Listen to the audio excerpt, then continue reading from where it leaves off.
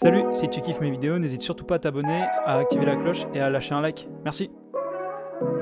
Salut, c'est Jogboy, j'espère que tu vas bien et aujourd'hui on se retrouve pour la review du chapitre 104 de Chainsaw Man. Alors avant de commencer, je voudrais dire qu'il y aura probablement moins de vidéos qu'avant puisque j'ai repris les études et que les reviews Chainsaw Man vont être décalées le dimanche puisque j'aurai pas forcément le temps de les monter le mardi pour le mercredi. Sur ce, on peut commencer.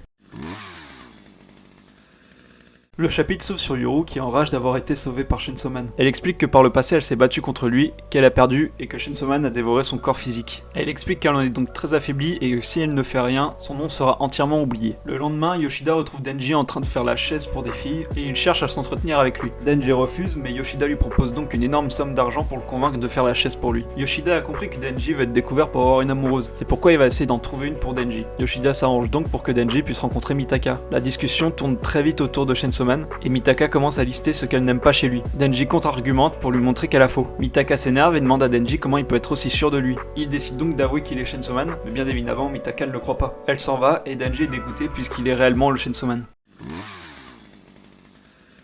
Pour commencer, on apprend pourquoi Yoru veut s'en prendre à Chainsaw Man. Ce qui est intéressant, c'est de savoir qu'elle a perdu son combat contre lui, et du coup, je suppose que c'était lors de la bataille avec Makima, les 4 chevaliers et les démons armes. Ce qui est intéressant aussi, c'est qu'on apprend que les démons peuvent se faire dévorer leur enveloppe physique, mais pas leur esprit. Ce qui fait que leur nom disparaît pas, mais auront un moins grand impact. Que la guerre existe toujours au travers des jeux vidéo, mais qu'il n'y a pas eu de grand conflit après la guerre mondiale. Également, on se rend compte dans le chapitre que Mitaka apprécie un peu plus Chainsaw Man, puisque ce dernier l'a sauvé. Mais elle en a encore peur et elle le déteste encore un peu. Et sa crainte est justement infondée, puisque comme je le disais dans le chapitre précédent, sa crainte vient de rumeurs diffusées un peu partout dans le pays. Par contre, nous n'avons pas vu Yoru lorsque Denji a avoué son identité, et je pense que ce sera réservé pour le prochain chapitre. Je pense que Yoru a dû croire Denji, puisque étant lui-même un démon, il a dû ressentir Pochita en lui ou quelque chose dans le genre, et je pense que ça va pas la laisser indifférente. Voilà, j'en ai terminé avec ce chapitre. Comme d'habitude, si vous avez remarqué des choses dont je n'ai pas parlé, n'hésitez pas à m'en faire part dans les commentaires. C'était quand même un chapitre assez sympa qui nous révélait certaines choses à propos du démon guerre, et ça c'est pas négligeable. Et sur ce, je vous dis à la prochaine.